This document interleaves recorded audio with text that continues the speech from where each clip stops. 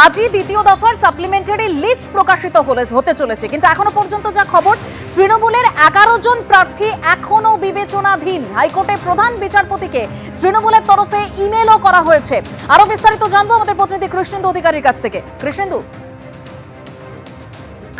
দেখো, আজকেই তৃণমূলের তরফে হাইকোর্টের প্রধান বিচারপতিকে একটা ইমেল করা হয়েছে এবং ইমেল করে একাধিক বিষয় উল্লেখ করা হয়েছে এবং তাদের প্রধান বিষয় হচ্ছে যে তৃণমূল কংগ্রেসের যেহেতু প্রার্থী তালিকার সমস্ত প্রার্থী তালিকায় ঘোষণা হয়ে গেছে, সেই প্রার্থী তালিকার মধ্যে 11 জন এমন প্রার্থী আছেন যাদের নাম এখনো বিবেচনাধীন। তুমি জানো যে এমনিতেই খবরে যেটা প্রকাশিত হয়েছে, শশী পাঁজা বা কাজল শেখ বা সাথী খন্দকার, জাকির হোসেন, বাইরন বিশ্বাস, এমন অনেক বিধায়ক পদে যারা লড়ছেন এবার, যারা প্রার্থী হয়েছেন, তারা নাম বিবেচনাধীন। তৃণমূলের তরফ থেকে একটা দীর্ঘ চিঠি ইমেল করে চন্দ্রিমা ভট্টাচার্য, রাজ্যের মন্ত্রী এবং তিনিও প্রার্থী এবার, তিনি চিঠি লিখেছেন কলকাতা হাইকোর্টের প্রধান বিচারপতিকে এবং তিনি যেটা উল্লেখ করছেন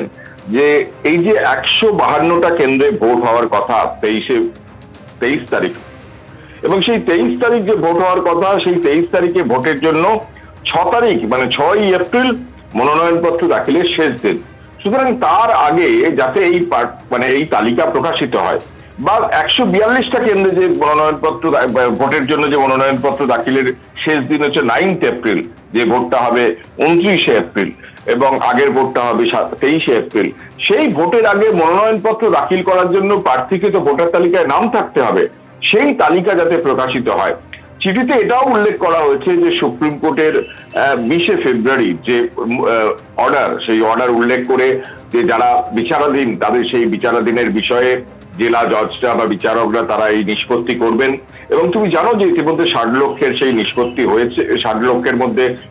কিছু নিষ্পত্তি হয়েছে 30 লক্ষের মতো। এবং আজকে তৃণমূলের তরফে যেটা দাবি করা হচ্ছে যে যা নিষ্পত্তি হয়েছে, যাদের মধ্যে একটা বড় অংশ বাদ গেছে, তৃণমূলের তরফ থেকে সেই সংখ্যার দাবি করা হয়েছে যে 3,16,000 বাদ গেছে 890, সেই সমস্ত তালিকাটা প্রকাশ করা হোক এবং প্রয়োজনে দৈনিক তালিকা প্রকাশ করা হোক। কারণ যাতে তারা যে ট্রাইব্যুনালে অভিযোগ দায়ের করতে পারেন এবং যারা বৈধ ভোটার তারা অন্তত ভোটাধিকারটা পান। এবং সেই প্রসঙ্গে তৃণমূলের তরফে চিঠিতে উল্লেখ করা হয়েছে যে তাদের 11 জন প্রার্থী এবার বিচারাধীন তালিকায় আছেন। সেই 11 জন প্রার্থী বিচারাধীন যেহেতু আছে, তারা মনোনয়নপত্র কি করে দাখিল করবেন তা নিয়ে একটা সংশয় তৈরি হয়েছে এবং সেই সংশয়ের ক্ষেত্রে মনোনয়নপত্র দাখিলের শেষ দিনগুলো উল্লেখ করে, দুটো ফেজ বা দুটো দফার ভোটের মনোনয়নপত্র দাখিলের শেষ দিন উল্লেখ করে তৃণমূলের তরফ থেকে প্রধান বিচারপতির কাছে আবেদন জানানো হয়েছে যে সুপ্রিম কোর্টের নির্দেশ মেনে যেন গোটা বিষয়টা তাড়াতাড়ি খুব সত্বর গোটার মীমাংসা করা হয় এবং এই 60 লক্ষ যে বিবেচনাধীন আছে তার প্রথম তালিকা ইতিমধ্যে প্রকাশিত হয়েছে, সেই তালিকা যেন সর্বসমক্ষে আনা হয় এবং প্রতিদিন যেন তালিকা প্রকাশ করা হয় এবং প্রতিদিন শুনানির পর কাদের নিষ্পত্তি হলো, কারা বিচারাধীন থেকে ভোটার তালিকায় তাদের নাম গেল এবং কারা বিচারাধীন